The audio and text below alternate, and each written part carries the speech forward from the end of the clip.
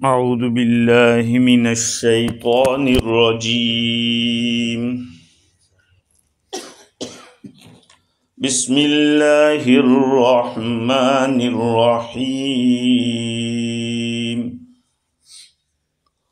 خلق الانسان من صلصال كالفخار وخلق الجان من مارج من نار فبأي آلاء ربكما تكذبان رب المشرقين ورب المغربين فبأي آلاء ربكما تكذبان مرج البحرين يلتقيان بينهما برزخ لا يبغيان فبأي آلاء ربكما تكذبان يخرج منهما اللؤلؤ والمرجان فبأي آلاء ربكما تكذبان صدق اللہ العظیم۔ بزرگوں، پیارے بھائیوں، گفتگو ہماری یہ چل رہی تھی کہ اللہ تعالیٰ نے انسان اور جنات کی تخلیق کس چیز سے کی ہے، تو فرمایا کہ انسان کو ٹھیکڑی کی طرح کھنکھناتی مٹی سے پیدا کیا، کہیں چکنی مٹی تو کہیں بدبودار مختلف قسم کی باتیں بیان کی قرآن نے، اس پر گفتگو ہو چکی۔ وَخَلَقَ الْجَانَّ مِن مَارِجٍ مِّن نَار، اور جنات کو پیدا کیا آگ کے شعلے سے۔ ایک کتاب ہے کشف الاسرار، اس کے حوالے سے روح البیان میں لکھا ہے کہ جناتوں کو تو خالص شعلے سے بنایا، لیکن اس کے دھوئیں سے شیطان کو بنایا۔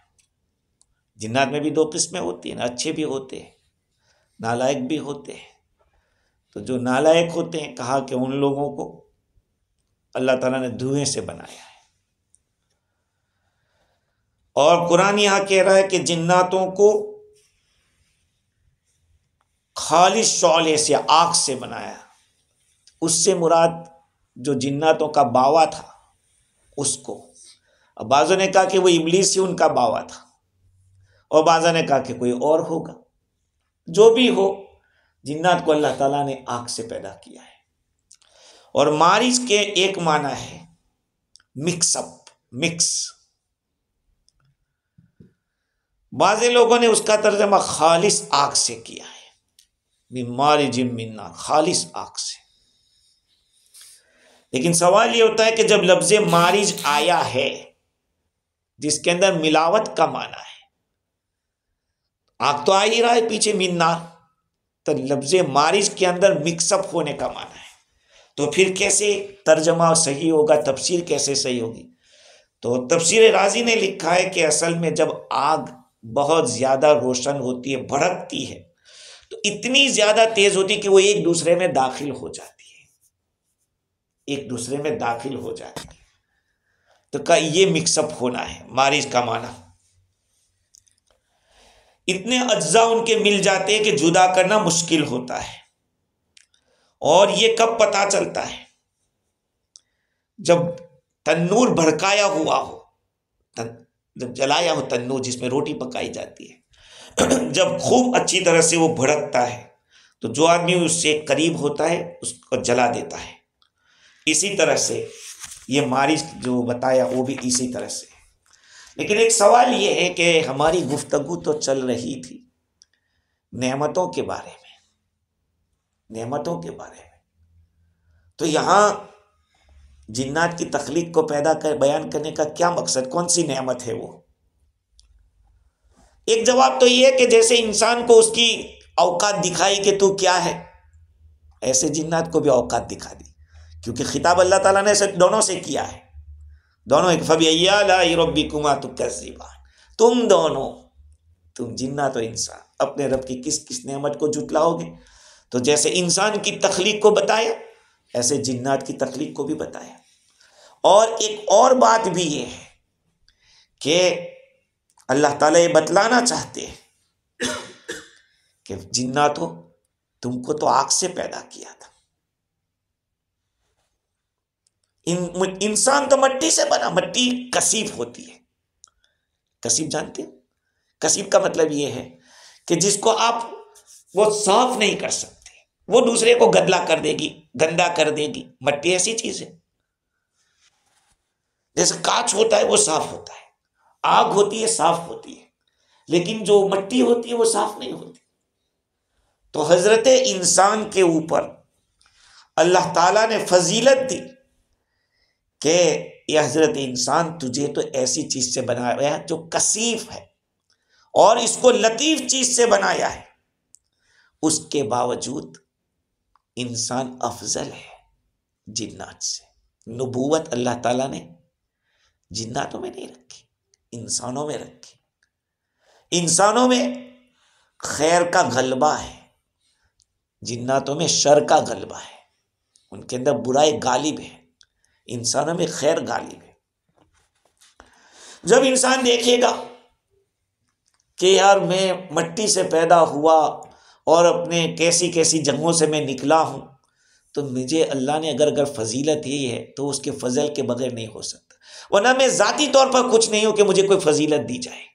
انسان یہ سوچنے پر مجبور ہوگا۔ ہم اپنی حقیقت کے بارے میں سوچیں کہ ہماری حقیقت کیا ہے، ہم کہاں سے آئے ہیں، کیسی گندی جگہ سے ہم نکلے، یہ سوچیں۔ اور جنات کا اس کو ایسے، پھر بھی اللہ تعالیٰ نے انسان کو خطاب کیا، انسان کو نبی بنایا اللہ تعالیٰ نے، نبوت جناتوں میں نہیں رکھی۔ ایک اور وجہ یہ ہے کہ اصل میں یہ جو آیتیں ہیں جو ابھی چل رہی ہے وہ اللہ تعالیٰ کی قدرت کو بیان کرنے کے لیے، نعمت کو بیان کرنے کے لیے۔ نعمتیں تو اوپر ہوئی، سورج نعمت ہے، چاند نعمت ہے، یہ اللہ کی قدرت بیان ہو رہی ہے۔ گویا کہ اللہ تعالیٰ نے 8 نعمتیں بیان کرنے کے بعد سورت میں شروع میں 8 نعمتیں بتلائی، اس کے بعد اور ایک بڑی تعداد بتلا رہے ہیں۔ اور عرب لوگوں کی عادت ہے کہ جب 7 ذکر کر دیتے ہیں اس کے بعد 8واں جب نقل کرتے ہیں واو کا ذکر کرتے ہیں۔ تو اس میں ایک دوسری جنس کی طرف اشارہ ہے کہ 7 کے بعد جو پہلا شروع میں بیان ہوا ایک تو اس کے بیان کیا جاتا ہے، اور 7 مرتبہ تکرار ہوا ہے۔ خیر، اللہ تعالیٰ نے جنات کا بھی بتلا دیا کہ وہ کس سے بنا ہے، انسان کا بھی بتلا دیا۔ اب آگے بتلا رہا ہے رب المشرقین و رب المغربین۔ ہاں، فَبِأَيِّ آلَاءِ رَبِّكُمَا تُكَذِّبَانِ پہلے ہو چکا، رب المشرقین و رب المغربین، وہ دونوں مشرق کا رب ہے، دونوں مغرب کا رب ہے۔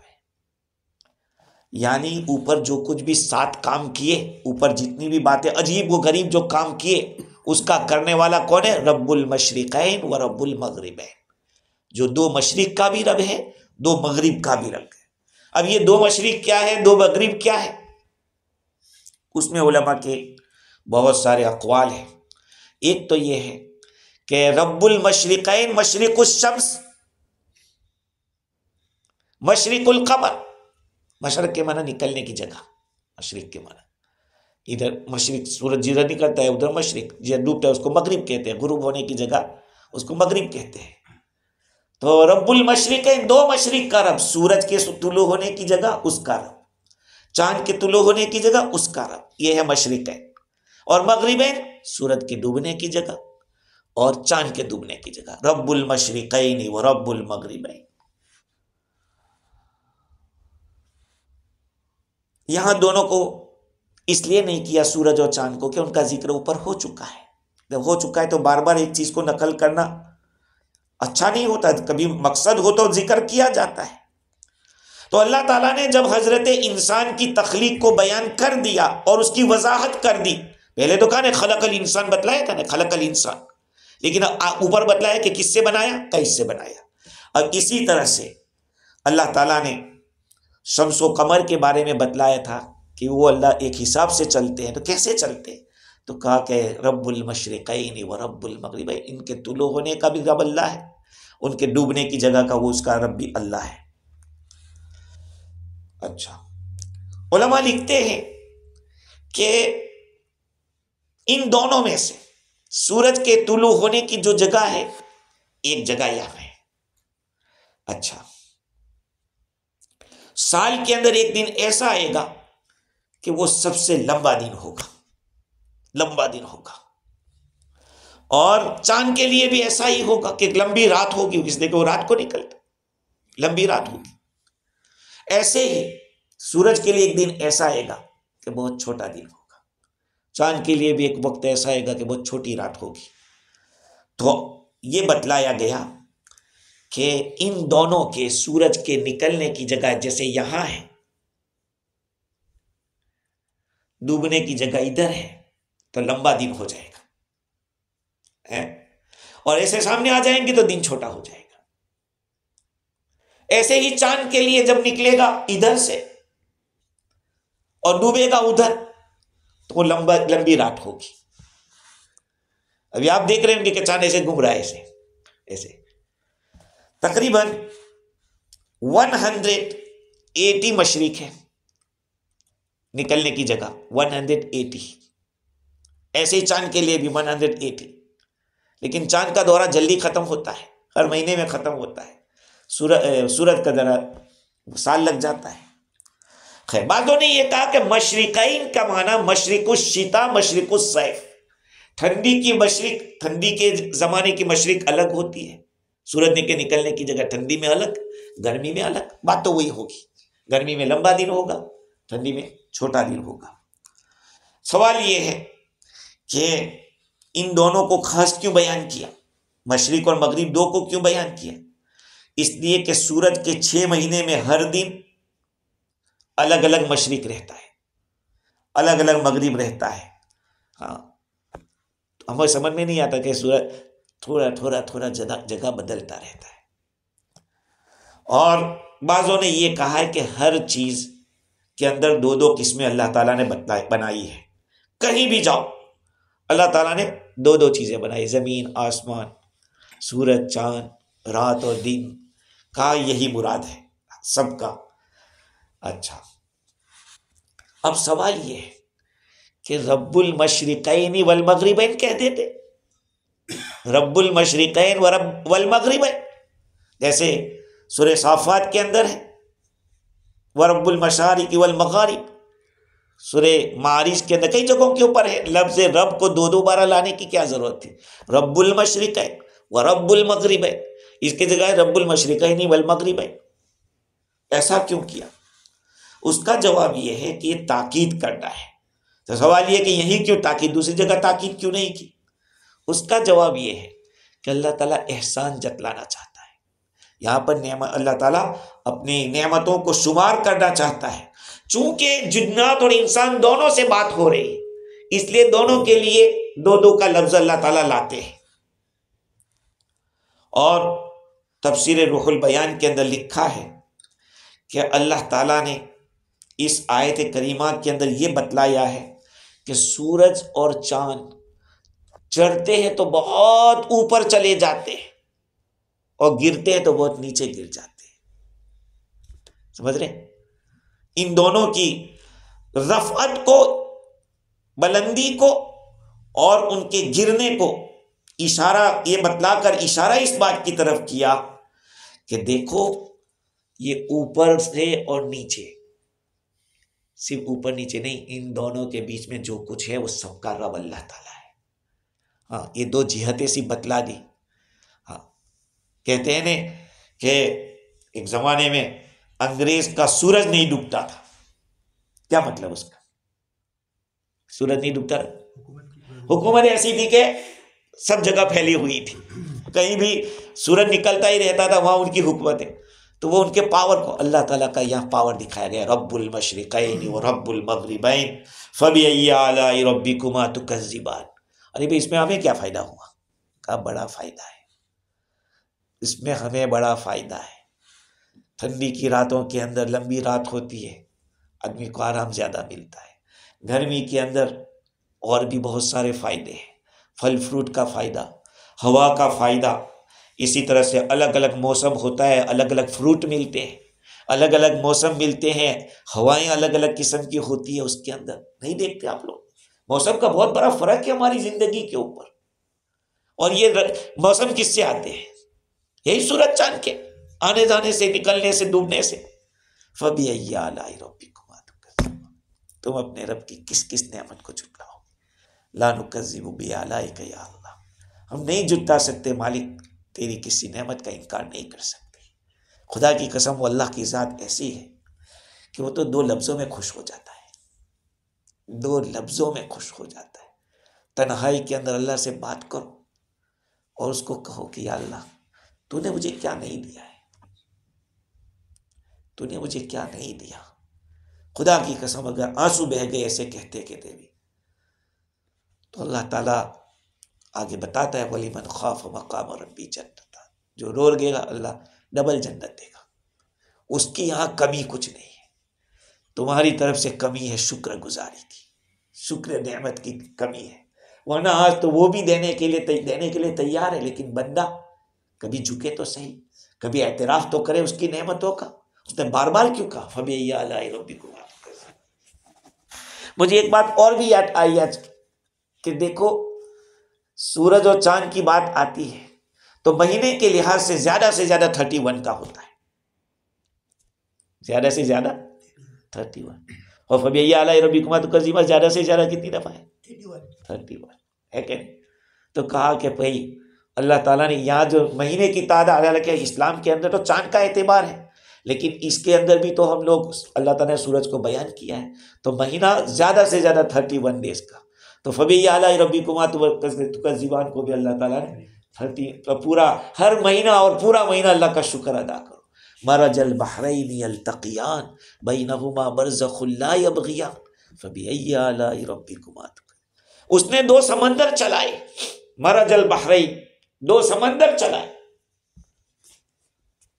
یلتقیان وہ دونوں ملتے ہیں, بینہما برزخ لا یبغیان, ان کے بیچ میں ایک پردہ ہے, ایک پارٹیشن ہے, ایک دوسرے پہ چڑھ نہیں جاتے, ایک دوسرے پہ یہاں والا یہاں پانی ہے, اس کا ذائقہ الگ ہے, یہاں کا الگ ہے. یہ نہیں کہ یہاں جا کے کہ بھئی ہم میٹھے تم کو یہ کھارا کہے گا کہ تجھ کو بھی کھارا کر دیں گے, نہیں. سمجھ رہے بات کو؟ مرج البحرین, اللہ تعالیٰ نے 2 سمندر چلائے. اب سوال یہ کہ اوپر سے کیا تعلق ہے اس کا ما قبل سے؟ تو چونکہ اوپر کی بات ہوئی تھی سورج کی چاند کی, یہ 2 اوپر چلتے ہیں, کا زمین کے اوپر پانی چلتا ہے, تو اللہ تعالیٰ نے سورج اور چاند کی بات کر ڈالی تو اسے نیچے کی بھی بات کر دی. یہ ہے دونوں میں کنیکشن. جیسے سورج اور چاند دونوں حرکت کرتے ہیں آسمان کے اندر, تو پھر سمندروں کا ذکر کرنا بھی مناسب ہوا, اس لیے کہ سورج اور چاند جب آسمان میں چلیں گے, جیسے کہ انسان سمندر میں چلتا ہے. قرآن کہتا ہے کل فی فلک یسبح, ہر چیز اپنے محور پہ گھوم رہی ہے. ایک زمانے میں سائنٹسٹ کہہ رہے تھے کہ نہیں زمین ایسی ہی ہے, سورج اور چاند گھومتے ہیں. پھر وقت آیا کہ نہیں,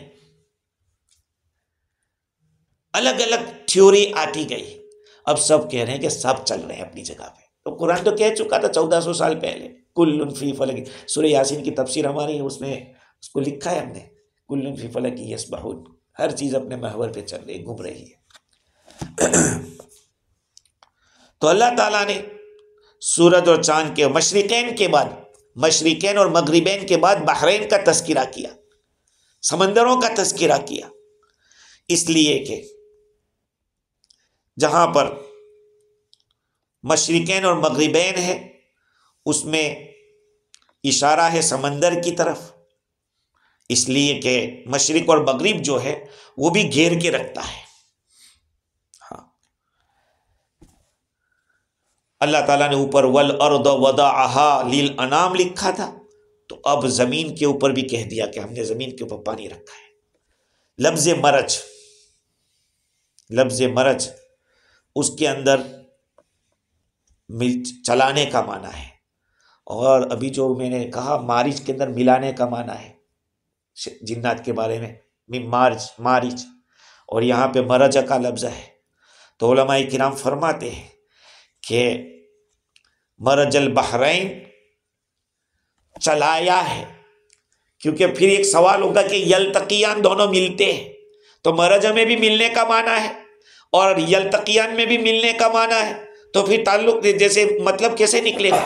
تو کہا مرج کے یہاں معنی ہے ایسے جیسے کہ جانور کو چرانے کے لیے مرج الدابہ کا لفظ آتا ہے، آدمی جانور کو چرانے کے لیے چھوڑ دیتا ہے تو کہتے ہیں مرج الدابہ، جانور کو چرنے کے لیے چھوڑ دیا۔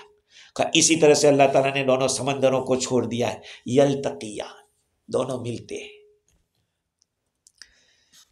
یہ سمندر کون کون سے ہیں؟ تو کہا کہ زمین کے سمندر ہے، ایک سمندر ہے زمین کا، اب وہ میٹھا بھی ہے کھارا بھی ہے، دو قسم کا ہے۔ قرآن میں آئے وما یستوی البحران، دو سمندر برابر نہیں ہو سکتے، ھذا عذب فرات وھذا ملح اجاج، دو سمندر بھائی، یہ بالکل میٹھا ہے اور یہ کھارا ہے۔ دنیا کے اندر بعض سمندر ایسے ہیں کہ آپ یہاں سے پانی پیو تو میٹھا ہے، یہاں سے پیو تو کھارا ہے۔ اب حالانکہ بیچ میں کون سی چیز ہے کہ جو ایک دوسرے پر غالب نہیں آنے دیتی؟ اور بعضوں نے ایسا کہا کہ وہ پانی کو اگر لوٹے کو اندر ڈالو اور اندر سے بھر کے لاؤ تو میٹھا پانی ہے، اور اوپر دیکھو تو کھارا پانی، یہ اس کی شان ہے، دنیا میں ہے۔ تو ایک مطلب یہ ہے۔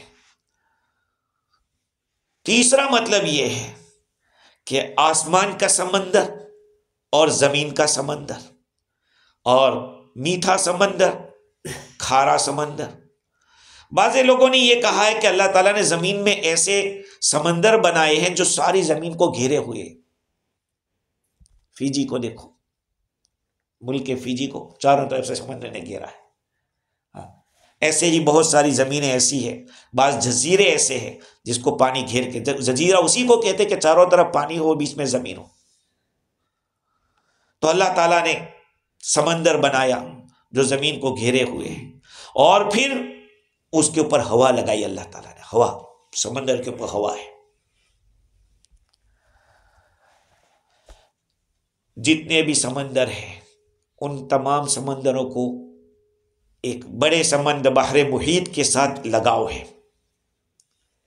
جتنی بھی ندیاں چلتی ہے جو سمندر تک ملتی ہے بڑے سمندر کے ساتھ جوائنٹ ہو جاتی ہے، لیکن ہوتا کیا ہے؟ مرج البحرین یلتقیان بینہما برزخ لا یبغیان، لا یبغیان، یہ بغا کا جو لفظ ہے دو معنی میں آتا ہے۔ بغا کا ایک معنی ظلم کے آتے ہیں، بغی کے معنی ظلم، اور ایک بغی کے معنی تلاش کرنا، طلب کرنا، ڈھونڈنا، اور یہاں دونوں معنی بیٹھ سکتے ہیں۔ یہ ادھر کا پانی الگ ہے، ادھر کا پانی الگ ہے، لیکن یہ ایک دوسرے پہ غالب نہیں آ رہے، ایک دوسرے پہ ظلم نہیں کر رہے۔ بھائی میٹھا ہے، اس کو اگر کھارا کر دے تو اس کے پاس ظلم ہوا کہ نہیں؟ کہ میٹھا تو لوگوں کی کتنوں کی پیاس بجھائے گا، کھارے سے تو سمندر پی جاؤ تب بھی پیاس نہیں بجھے گی۔ کہا یہ اس پہ ظلم نہیں کرتا ہے۔ اور دوسری بات یہ ہے کہ تلاش کے معنی اس کو اللہ تعالیٰ نے کھارا رکھا ہے، وہ اس پہ خوش ہے، اور اس کو اس پہ رکھا ہے، یہ تلاش نہیں کرتا کہ مجھے میٹھا کر دیا جائے، وہ اپنی جگہ پہ چل رہا ہے۔ لا یبغیان، وہ اللہ تعالیٰ نے جس حالت پہ رکھا ہے اس کے سوا دوسری چیز کو وہ تلاش نہیں کرتے۔ تو دیکھیے اللہ تعالیٰ نے اس جگہ کے اوپر دو سمندر کو پیدا چلانے کو بیان کیا، مرج البحرین یلتقیان بینہما برزخ، ان دونوں کے بیچ میں برزخ ہے۔ برزخ کے معنی پارٹیشن، پارٹیشن۔ دنیا اور آخرت کے بیچ میں پارٹیشن کیا ہے؟ قبر پارٹیشن ہے، تو برزخ کا لفظ قبر کو پارٹیشن کہا گیا۔ ایسے ہی ایک سمندر ادھر ہے، ایک سمندر ادھر ہے، ادھر والا میٹھا ہے، ادھر والا کھارا ہے۔ اب اس بیچ میں اللہ کی قدرت کام کر رہی ہے کہ قدرت کی وجہ سے، یا اللہ نے اس کو بنایا ہی اس طرح سے، بس بنایا ہی اللہ کی قدرت سے ہے۔ اللہ نے اس کو ایسے چلایا کہ بس نمک والا ادھر، کھارا ادھر چلتا رہے گا، میٹھا ادھر چلتا رہے گا۔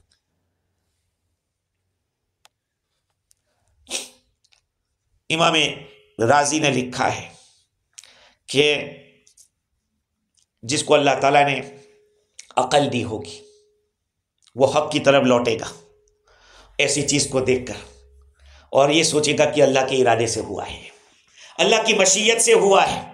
اور جس کے پاس عقل نہیں ہوگی وہ کہے گا کہ ستاروں کی وجہ سے ہو رہا ہے، چاند نکلا ہے اس لیے یہاں پہ مد و جزر ہوتا ہے۔ کیا کہتے ہیں مد و جزر کو؟ ابھی بولے ٹائٹ، ہاں ٹائٹ ہوتا ہے بھائی، وہ اللہ کرتا ہے، سورج سے چاند سے کیا اس کو لینا دینا؟ ایک نشانی لوگ مانتے ٹھیک ہے، باقی حقیقت تو اللہ کی ہاتھ میں ہے۔ ابھی سونامی کی وارننگ چل رہی ہے، وہ بھی تو اس کی قدرت میں، اس کے قبضے میں ہے، کسی کا تھوڑی چلتا ہے اس میں۔ اس لیے وارننگ میں یہی کہیں کہ بچ کے رہنا، بچ کے رہنا۔ لیکن جس سے بچنے کی بات ہے وہ تو کوئی کرتا ہی نہیں، کہ جس کے ہاتھ میں یہ ہے اسی کو منانے کی ضرورت ہے، وہی روٹھا ہوا ہے، ناراض ہے۔ خیر، تو امام رازی نے کہا کہ جس کو اللہ نے عقل دی ہے وہ اللہ کی طرف کرے گا۔ ارتھکویک ہوا ہے خدا کی طرف سے، سونامی ہے اللہ کی طرف سے، لیکن جس کے اندر عقل نہیں ہے وہ اسباب کے پیچھے دوڑے گا کہ ایسا ہوا کیوں، ایسا ہوا کیوں۔ میں نے قصہ سنایا تھا، حساب جھکا تو سارا کنبا ڈوبا کیوں۔ ایک بنیا تھا، بنیا جانتے ہو؟ بنیا نہیں جانتے؟ وہ سودا بیچتا ہے، سامان بیچتا ہے، اناج اور یہ سب چیزیں بیچتا ہے، اس کو بنیا کہتے ہیں۔ وہ ایک قوم ہے انڈیا کے اندر، ہندو قوم ہے۔ تو وہ بیل گاڑی لے کے جا رہا تھا اور سمجھ ایسے پانی، وہاں ایک تالاب یا نالی جیسی پانی ہے، اس نے حساب لگایا یہاں اتنا پانی ہے، وہاں جائیں گے اتنا ہوگا، اور آگے جائیں گے تو اتنا ہوگا، اور آگے جاتے کم ہوتے ہوتے نکل جائیں گے۔ لیکن جب وہ گیا اور بیچ میں ڈوب گیا، وہ تو نکل گیا، اب پھر حساب لگا رہا ہے کہ پانی یہاں اتنا، وہاں اتنا ہوگا۔ کہ حساب جھوکا تو سارا کنبا ڈوبا کیوں؟ کہ حساب تو صحیح ہے لیکن ڈوبا کیسے ہے؟ تو وہ اسباب کی طرف آدمی دوڑتا ہے، اصل تو اللہ کی طرف دوڑنا چاہیے، اور کچھ بھی ہو تو اسی کی طرف توجہ کرو کہ جو کچھ ہوا ہے اسی کے چاہنے سے ہوا ہے، اور جب تک اس کو بنائیں گے نہیں وہاں تک کام بننے والا نہیں ہے۔ تو ان لوگوں سے یہ کہا جائے گا، امام راضی کہتے ہیں کہ سمجھ ستاروں سے ہو رہا ہے، تو ستاروں کو اس وضع پر کس نے رکھا کہ اس تاریخ کو اس کو نکلنا ہے، اس تاریخ کو اس کو نکلنا ہے؟ اللہ تعالیٰ نے اس وضع پر، یعنی اس ہیئت پر، اس کنڈیشن اور اس کی سچویشن پر کیوں رکھا، کیسے رکھا، کس نے رکھا کہ وہاں ایسا ہوتا ہے تو یہاں ایسا ظاہر ہو رہا ہے؟ آخر میں تو بات وہیں پہنچے گی۔ ہاں، اللہ تعالیٰ نے بعض زمینوں میں ٹھنڈی پیدا کر دی، بعض جگہوں پہ گرمی پیدا کر دی۔ اس کو دیکھ کر فبہت الذی کفر، کافر آدمی حیران ہے کہ یہ کیسے۔ خیر، مرج البحرین یلتقیان بینہما برزخ لا یبغیان۔ یہی بہت بڑا فرق جو ہے سائنٹسٹ میں اور حکماء میں اور شریعت دینی دیندار لوگوں میں، یہی فرق ہے۔ سائنٹسٹ بھی آج بھی اللہ میں معاف فرمائے، ہمارے علماء بھی یہاں اس طرح ہو گئے کہ جب چاند دیکھنے کا آتا ہے تو پہلے بھیجتے ہیں کہ سائنٹسٹ کا یہ کہنا ہے کہ سائنٹسٹ ڈونٹ انڈرسٹینڈ۔ نہیں، اس کی کیوں بات کرتے ہو؟ اس کی بات کیوں کرتے ہو کہ اس نے کہا ہے کہ دکھے گا یا نہیں دکھے گا؟ ہماری ذمہ داری کے دیکھ رہے ہیں، بس بات ختم کرو۔ تم سائنٹسٹ کو لا کے کیوں ہمیں امپریس کرنا چاہتے ہو؟ بہت افسوس ہوتا ہے۔ سائنٹسٹ کی بات بہت تو ہم اس کو ایک ذریعے کے طور پر کہ بھائی چلو ٹھیک ہے، لیکن تم لکھ دیتے ہو کہ بھائی امکان نہیں ہے، تو کہ نہ دیکھیں، ہماری ذمہ داری دیکھنا ہے۔ اور بات تو اتنے بڑے جاہل ہیں کہ باقاعدہ یوٹیوب پہ بھیجتے ہیں کہ کوئی اگر گواہی دے تو قبول مت کرنا. یار رویت، نبی صلی اللہ علیہ وسلم نے ارشاد فرمایا صبح لرؤیتی و افطروا لرؤیتی، چاند دیکھ کر روزہ رکھو، چاند دیکھ کر افطار کرو، اور تم کہہ رہے ہو کہ قبول مت کرنا. اس کا کیا مطلب؟ دیکھے ہی نہیں. اگر ہم نے دیکھا اور دکھ گیا تو آپ ریجیکٹ کر دیں گے، تو فائدہ کیا پھر دیکھنے کا؟ بات میری سمجھ میں آ گئی. اور ایک سال ایسا ہوا میں نے دعا کی کہ یا اللہ تو دکھا دینا، اور دکھا افغانستان میں، پاکستان میں دیکھا بعض علماء نے اس سال، جس سال ہم لوگوں نے عید کی تھی فجی میں اور آپ لوگوں نے نہیں کی تھی. اس وقت میں نے دعا کی کہ اللہ تو کہیں بھی دکھا دے کہ سائنٹسٹ کیا کتے رہتے ہیں اس کے اوپر. فَبِأَيِّ آلَاءِ رَبِّكُمَا تُكَذِّبَانِ. خیر تو دیکھو اللہ تعالیٰ کی شان ہے کہ جگہ ایک ہے، جگہ ایک ہے، اور اس کے اور دونوں ایک جگہ رکے ہوئے، پھر بھی فرق ہے. ادھر کھارا ہے، ادھر میٹھا ہے. یہ اللہ تعالیٰ کی قدرت ہے. اللہ سبحانہ و تعالی کبھی کبھی دنیا میں اس طرح کی باتیں دکھا بھی دیتے ہیں. یہ چاٹ گام ایک جگہ ہے، تقریباً چاٹ گام بنگال کے اندر، بنگال میں، وہاں بنگلہ دیش نہیں، بنگال میں، انڈیا میں. ہاں تو وہاں پہ ایسا ہے کہ ایک پانی ادھر میٹھا ہے، ادھر کھارا ہے، لوگوں نے دیکھا. اور اب سوال یہ ہے کہ کیوں ایسا؟ اللہ تعالیٰ تو فرماتے ہیں بینہما برزخ لا یبغیان، ان کے بیچ میں ہم نے ایک پارٹیشن رکھا ہے. وہ پارٹیشن کیا ہے؟ وہ اللہ کی قدرت ہے. اللہ کی قدرت وہی پارٹیشن ہے. ورنہ سائنٹسٹ ڈھونڈ کے لے آتے کب سے کہ یہاں کچھ دیکھو، کیمرہ سے دیکھو کہ کچھ ہے، کہ کون روکے ہوئے ہے. آپ سوچئے کہ حضرت موسیٰ علیہ السلام نے جب وہ لاٹھی ماری تھی سمندر کے اندر بحر کلزم میں، اور 12 راستے ہو گئے تھے، اور راستے ایسے تھے کہ ادھر والوں کو دیکھ سکتے تھے اور نکلتے جا رہے تھے. یہ قوم وہی تھی لڑنے والے ہمیشہ، اس لیے 12 راستے رکھے، ورنہ ایک برائی راستہ ہو جاتا. 12 قبیلے تھے اور یہ لڑتے ہی رہتے تھے، موسیٰ علیہ السلام کو بھی نہیں چھوڑتے تھے. تو پھر 12 راستے ہو گئے، وہاں سے نکل گئے. تو وہ 12 راستے کرنے والی ذات بھی اللہ ہی کی تھی. اس کے لیے کوئی رول، سارے رول اس کے بنائے ہوئے ہیں. قانون ساز قانون سے بڑی ہوا کرتا ہے، کہتے ہیں قانون ساز قانون سے بڑی ہوا کرتا ہے. تو جس نے بنایا ہے وہ کبھی بھی کچھ کر سکتا ہے. تو یہ جو برزخ ہے وہ اللہ تعالیٰ نے بنائی ہے. اب یہ ہو سکتا ہے کہ محسوس ہو یا نہ بھی ہو، دکھے یا نہ بھی دکھے. لا یبغیان کے 2 ترجمے میں نے آپ کو بتائے. وسوسے کو بھی برزخ الایمان کہتے ہیں. وسوسہ جو آتا ہے نا دماغ میں، اس کو بھی برزخ الایمان کہتے ہیں. اس لیے کہ ایمان کے لیے 2 چیزیں ہیں، شک ہے وہ ایمان نہیں، اور یقین. شک اور یقین، اس کے بیچ میں وسوسہ ہے، اس کے بیچ میں. اور قبر کو دنیا اور آخرت کے لیے برزخ کہتے ہیں. تو حکی نے لکھا ہے کہ لا یبغیان لا یتجاوران، ایک دوسرے کے اوپر ظلم نہیں کرتے، ایک دوسرے کو اوپر آگے غالب نہیں آ سکتے. دریائے دجلہ وہ سمندر کے اندر داخل ہوتا ہے، سمندر کے اندر داخل ہو جاتا ہے، لیکن ایک مسافت تک دونوں ملے ہوئے، پھر بھی پانی کا مزہ بدلتا نہیں ہے. دریائے دجلہ کا پانی میٹھا ہے، اور کئی فرسخ تک کہا کہ سمندر میں مل رہا ہے، پھر بھی وہاں دور تک وہ پانی اس کا میٹھا ہے.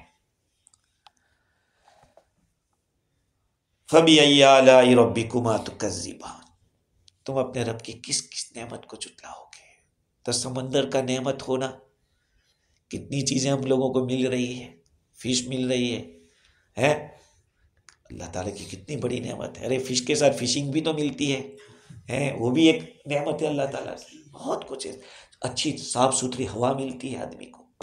آگے اللہ تعالیٰ بتلا رہے کہ میں اور چیز تم کو بتا رہا ہوں. یخرج منہما اللؤلؤ والمرجان، ان دونوں سے موتی اور مونگے نکلتے ہیں. موتی اور مونگے، یہ بھی مونگے جو ہیں وہ بڑا موتی ہو اس کو مرجان کہتے ہیں. لؤلؤ والمرجان یخرج منہما اللؤلؤ. تو لؤلؤ کے معنی موتی، اور مرجان کہتے ہیں لال موتی کو جو بڑا ہوتا ہے. بعضوں نے کہا کہ جنات اس کو سمندر میں ڈالتا ہے، اور کچھ بھی کرتے ہو، لیکن اللہ تعالیٰ اس کو کس طرح بناتا ہے وہ سوچنے کی بات ہے. خریدۃ العجائب کے اندر یہ ہے کہ جو موتی ہوتا ہے، لولو ہوتا ہے، وہ بحر ہند اور بحر فارس میں ہوتا ہے، اور مرجان ہے وہ سمندر میں درخت کی گھاس کی طرح اگتا ہے سمندر کے اندر.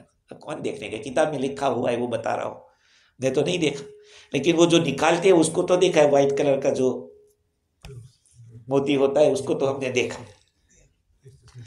تو علماء نے یہ فرق لکھا ہے کہ لولو بڑا ہوتا ہے، مرجان چھوٹا ہوتا ہے. بعدوں نے الٹا بھی کچھ لکھا ہے. خیر، یخرج منہما اللؤلؤ والمرجان، ان دونوں سے بات تو سب لوگوں کے اندر یہی چل رہی ہے اور مشہور یہی ہے کہ موتی نکلے گا کھارے سمندر سے. کس سے؟ نمکین سے، سالٹ واٹر سے. اللہ تعالیٰ نے یہاں فرمایا کہ یخرج منہما اللؤلؤ، ان دونوں سے نکلتا ہے. اب فکر ہو گئی مفسروں کو کہ کیا جواب دیں گے، میٹھے سے تو نکلتا نہیں ہے، کھارے سے نکلتا ہے، تو اللہ تعالیٰ نے یہ کیوں فرمایا کہ دونوں سے نکلتا ہے؟ امام راضی نے پہلا ایک جواب یہ دیا کہ کون دیکھنے گیا کہ میٹھے سے نہیں نکلتا ہے، پہلے یہ بات بتاؤ. لوگوں کی بات سن کے تھوڑی ہم مان لیں گے. یہ امام راضی کہتے ہیں کہ لوگوں کی بات پر کوئی اعتماد نہیں ہے. اور کوئی کس نے جان لیا کہ میٹھے پانی سے موتی نہیں نکلتا ہے؟ ہو سکتا ہے کہ غوطہ لگانے والوں نے صرف نمک والے ہی سے نکالا ہو اور اسی میں پایا ہو، لیکن یہ تو ضروری نہیں. انہوں نے نکالا نہیں تو اس کا یہ تھوڑی مطلب ہے کہ پایا ہی نہیں جاتا. اور ہم تسلیم کر لیتے ہیں. تو تم نے یہ کیسے کہا کہ جو سیپی ہوتی ہے وہ اللہ کے حکم سے میٹھے پانی سے نکلتی ہے نمکین پانی کی طرف؟ ہو سکتا ہے ایسا کہ میٹھے پانی سے سیپی نکلتی ہو اور جاتی ہو نمکین کی طرف. اچھا، ایک بات اور بھی ہو سکتی ہے، وہ یہ ہے کہ وہ بات میں اس کا جواب آگے آئے گا، لیکن ابھی سے کہہ دیتا ہوں، آخر سمندر کے پانی سے تو موتی نہیں بنتا ہے. کس کے پانی کے بنتا ہے؟ آسمان سے جو پانی ٹپکتا ہے وہ سیپی آ کے وہ نکلتی ہے اور ڈائریکٹ لے لیتی ہے اور چلی جاتی ہے. تو امام راضی کا کہنا یہ ہے کہ یہ کیسے، یہ امور ارضیہ میں سے ہے جو لوگوں سے مخفی ہے، یہ پوشیدہ بات ہے، اس لیے اس کا انکار کرنا صحیح نہیں ہے کہ میٹھے سے نہیں نکلتا ہے. کیونکہ سمندر کی گہرائی کے اندر سیپی بھی کہاں جاتی ہے، لے کے نیچے اندر چلی جاتی ہے اور وہاں سے ان کو نکالا جاتا ہے. یہ اوپر تیرتے بیٹھتے نہیں ہے سیپی، وہ تو ایک دفعہ پانی لے لیا پھر چلی جاتی ہے، اور وہ ایک ہی دفعہ بناتی ہے، پھر تو ہم لوگ نکال کے اس کو پھینک دیتے ہیں. اگر مان لیں کہ یہ صرف نمکین ہی سے نکلتا ہے تو پھر اس کا جواب یہ ہوگا کہ دیکھو جو سیپی پیدا ہوتی ہے جس کے اندر لولو نکلتا ہے وہ آسمان کے پانی سے ہوتا ہے. اب آسمان کے پانی سے نکلتا ہے تو پھر ان دونوں کا تذکرہ کیوں کیا؟ ایک جواب تو یہ دے سکتے ہیں کہ بھائی پانی تو اوپر سے ہی لیا تھا، وہ پانی کیا تھا؟ میٹھا تھا. اچھا، رہا سیپی کہاں رہی؟ کھارے پانی میں. تو پھر رول کس کا ہے؟ دونوں کا ہے. میٹھے پانی کا بھی رول ہے، کھارے پانی کا بھی. پیدائش اس کی ہوئی ہے سمندر کے پانی سے اور آسمان کے پانی سے جو میٹھا ہے، اور بڑائی جو بڑا ہوا یا بنا جو کچھ بھی وہ تو کھارے پانی میں. تو پھر اللہ تعالیٰ کا یہ بتلانا کہ دونوں سے نکل رہا ہے کوئی غلط نہیں ہے، بالکل صحیح ہے. اور یہ بھی کہہ سکتے ہیں کہ جو سیپی ہے وہ نمکین پانی میں داخل ہوتی ہے موتی لے کر، اور پھر ایک وقت آتا ہے کہ اس کو ضرورت پڑتی ہے تو وہ میٹھے پانی کی طرف چلی جاتی ہے. جیسے کہ عورت جب حاملہ ہو جاتی ہے، اس کے پیٹ میں بچہ آ جاتا ہے تو اس کو عجیب عجیب چیزیں کھانے کا شوق ہوتا ہے کہ نہیں؟ کھٹا میٹھا نمکین ایسا کھانے کا شوق ہوتا ہے. کہا اس کو بھی جب بچہ، یہ بھی اس کا بچہ ہی ہے، اب اس کو نکالنے کا وقت آتا ہے تو اس کو بھی ایسی ضرورت پیش آتی ہے کہ اس کو ادھر بھاگنا پڑے. یہ عجیب مرحلہ ہے. جب پیٹ میں بچہ ہوتا ہے، بعضوں کو جو بگار ہوتا ہے وہ بھی نہیں لے پاتے، بعض کھانا نہیں لے سکتی، بہت کچھ چیزیں. تو کہا کہ یہ اسی طرح کی چیز ہے. اور اگر یوں کہا جائے تو کہ دونوں سے نکلتا ہے، اللہ تعالیٰ نے یہ تو نہیں کہا کہ دونوں سے نکل. ایک آدمی شہر میں داخل ہو گیا اور شہر میں داخل ہو کے جب نکلا ہے تو کسی کے گھر میں سے نکلا تو یہ بھی کہہ سکتے کہ گھر سے نکلا، اور یہ بھی کہہ سکتے ہیں کہ شہر سے نکلا ہے، یا کسی باغ میں سے نکلے تو یہ بھی کہہ سکتے کہ باغیچے سے نکلا. تو اسی طرح سے یہاں پر بھی دو چیزوں کو کہا ہے تو اللہ تعالیٰ نے یہ کہا کہ دونوں میں سے کسی ایک سے نکلے، پھر بھی دونوں کا نام لینا صحیح ہے. اور بھی بہت ساری باتیں ہیں. اب یہاں پر ایک سوال یہ ہے کہ اللہ تعالیٰ نے موتی کو یہاں بیان کیا، موتی، تو اس سے ہمیں کیا فائدہ؟ اللہ تعالیٰ فبأي آلاء ربكما تكذبان کہہ رہے ہیں، تو یہ کون سی ہمارے لیے کون سی نعمت ہے موتیوں کا یہ ہونا؟ اس کا جواب سنیے. اللہ تعالیٰ نے جو نعمتیں بتلائی یہاں پہ، اس میں زمین کو نعمت بتایا، اور اس زمین میں سے نکلنے والی چیزوں میں کیا کیا میوہ بتایا، دانا بتلایا، کھجور کا درخت بتلایا، یہ ساری چیزیں بتائی. اگر زمین ہی نہ ہوتی تو آپ بتائیے یہ سب ساری چیزیں کہاں پیدا ہوتی؟ یہ رزق ہے ہمارا جس کے ذریعے ہمارا بقا ہے. اس کی اللہ تعالیٰ نے اس کے ذریعے ضروری چیزیں جس کے بغیر ہم جی نہیں سکتے، اللہ تعالیٰ نے وہ چیزیں بھیج دی. اسی طرح سے اللہ تعالیٰ نے آسمان کی باتیں کی تھی، سورج کو چلایا، چاند کو چلایا. اس کا فائدہ کیا ہے؟ کہا بھائی میوے پھل پکتے ہیں، پھل پیلے ہوتے ہیں، اس میں مٹھاس آتی ہے. ایسے ہی اللہ تعالیٰ نے سمندر کو پیدا کیا. اب سمندر کے پیدا کرنے کے بعد بہت سارے فائدے ہیں. کشتیاں چلتی ہیں، سامان ادھر سے ادھر لے جانے میں آسانی ہوتی ہے. ورنہ لال ساگر والوں نے تو ناک میں دم کر دیا ہے. سمجھ دیکھا نہیں کیسا مہنگائی ہو رہی اسی کی وجہ سے. پلین کے اندر لینے جاؤ گے سامان تو اتنی کتابیں ہم جو لائے کہاں سے آ سکتی ہے؟ بھائی کنٹینر سے لے آؤ تو کنٹینر کے اندر ایزی پڑتا ہے، سستا بھی پڑتا ہے. تو یہ کشتیاں اللہ تعالیٰ نے چلا دی، یہ بھی ایک فائدہ ہے. اسی طرح سے سمندر کا ایک فائدہ زینت بھی ہے. زینت وَتَسْتَخْرِجُونَ مِنْهُ حِلْيَةً تَلْبَسُونَهَا، یہ جو موتی نکلیں گے تو کسی کے گلے کا ہار بنے گا، ہے خوبصورت جگہوں کے اس کو خوبصورتی پیدا کرنے کے لیے اس کو رکھیں گے. تو زینت بھی تو ایک فائدہ ہے. چلو ٹھیک ہے، ایک جواب تو یہ ہو گیا. دوسرا جواب یہ ہے کہ اللہ تعالیٰ نے، میں نے ابھی اوپر کہا تھا کہ اللہ تعالیٰ نے جہاں نعمتیں بتلائی، یہاں اللہ تعالیٰ اپنی عجیب قدرت کو بتلا رہا ہے. عجیب قدرت، کیسی عجیب قدرت؟ انسان کو کھنکھناتی مٹی سے بنایا، جنات کو آگ سے بنایا. تو گویا کہ یہ جو باب چل رہا ہے وہ باب العجائب ہے، عجیب چیزوں کے بیان کرنے کا باب ہے. اگر انسان کو اللہ تعالیٰ کسی اور چیز سے پیدا کرتا وہ بھی ایک انعام ہوتا اللہ کا. تو وہ انسان کے اندر چار چیزیں رکھ دی: آگ، مٹی، پانی، ہوا. آگ، مٹی، پانی، ہوا. تو اللہ تعالیٰ نے خلق الانسان من صلصال کے اندر بتلایا کہ انسان کو ہم نے مٹی سے بنایا ہے، اس کے اندر پانی بھی لگا ہے. اور خلق الجان من مار کے اندر آگ کو بتلا دیا کہ وہ اس کی جنات کی اصل ہے. یہاں پہ اللہ تعالیٰ نے بتلا دیا کہ پانی دوسری مخلوق کی اصل ہے. موتی کی اصل کیا ہے؟ موتی کی اصل پانی. بھائی جو موتی ہوتا ہے ہوتا کیا ہے؟ وہ پانی ہی تو ہوتا ہے. اور ایک پانی ماں کے پیٹ میں جاتا ہے، ازا قطرہ لولو لالا بوت، ازی صورت سرو بالا بوت. ایک قطرہ ماں کے رحم کے اندر جاتا ہے، اس سے ایک خوبصورت بچہ پیدا ہوتا ہے. اور ایک پانی کا قطرہ جاتا ہے سی پی کے اندر، اور وہ ایک سے موتی نکلتا ہے چمکتا ہوا. یہ اللہ تعالیٰ کی عجیب مخلوقات میں سے ہے. تو جہاں انسان کی تخلیق کی بنیاد بتلا دی مٹی، جنات کی بتلا دی آگ، تو ان موتیوں کی بتلا دی پانی. سمجھ رہے بات کو؟ آگے اللہ تعالیٰ فرماتے ہیں فَبِأَيِّ آلَاءِ رَبِّكُمَا تُكَذِّبَانِ. دیکھیے موتی کے کیا فائدے ہیں.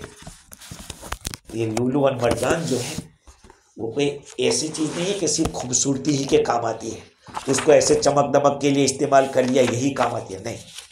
اس کے اور بھی بہت سارے فائدے ہیں. تفسیر روح المعانی کل ابھی ہی آئی ہے 2 دن پہلے کا، اس کے اطباء نے فائدے یہ بیان کیے کہ جن لوگوں کو خفقان کی بیماری ہوتی ہے، خفقان دل کانپتا ہے ایسے، اس کے لیے اس کو پلایا جاتا ہے. کسی کی اگر کبد یعنی کلیجی جس کو لیور کہتے ہیں، کسی کے گردے ہیں، کسی کو پتھری کی تکلیف ہے، کسی کو پیشاب میں جلن کی تکلیف ہے، یرقان اگر کسی کو یلو فیور ہو گیا ہے، دل کی بیماریاں ہیں، زہر ہے، وسوسہ آتا ہے، جنون ہوتا ہے، توحش ہوتا ہے، یہ ساری چیزوں میں اس کو پلایا جاتا ہے. اب یہ نہیں کہ تم وہ لے کے جس کے پینا شروع کر دو، اس کے لیے تو اس کی بھی مہارت ہوگی. بعض جذام کی بیماری ہوتی ہے، سفید کلر جو وائٹ کلر ہو جاتا ہے چمڑی آدمی کی، جس کو برس کہتے ہیں، اس کو مالش کیا جاتا ہے، اس کو گھس کے لگایا جاتا ہے، اس کا تلا بنا کے. اور بھی یہ تو لولو کے بارے میں ہوا. مرجان کے بارے میں بھی انہوں نے لکھا ہے کہ مرجان کے ذریعے آدمی کے اندر جو فساد شہوت ہے، بیکار قسم کی شہوت ہوتی ہے، اس کو ختم کیا جاتا ہے، اس کو لٹکایا بھی جاتا ہے گلے کے اندر، اور خون کی صفائی کے لیے. اسی طرح سے تلی وہ جو تلی کے لیے بھی مفید ہے. کسی کی آنکھیں بہتی ہو، اسی طرح سے موتیا ہو، کھجلی کی تکلیف ہو، تو سرما لگایا جاتا ہے اس کا، مرجان کا. یہ سارے فوائد ہیں. قرآن نے ایسے تھوڑی بیان کر دیا، اور دنیا نے بھی ایسے ہی چھوڑا نہیں. جس چیز کے بارے میں دیکھا کہ قرآن نے اس کو ٹچ کیا ہے تو فوراً اس کے پیچھے لگے. آخر قرآن نے اس کو کیوں کہا؟ قرآن نے اس کا تذکرہ، قرآن میں کیلے کا بھی تذکرہ ہے، انار کا بھی تذکرہ ہے. یہ سارے فروٹ کیوں؟ اس کے فوائد ہیں. خیر مزید انشاءاللہ آئندہ گفتگو کریں گے. اللہ تعالیٰ مجھے بھی اور آپ کو بھی قرآن سے محبت عطا فرمائے اور موت تک اس کے ساتھ وابستہ رکھے.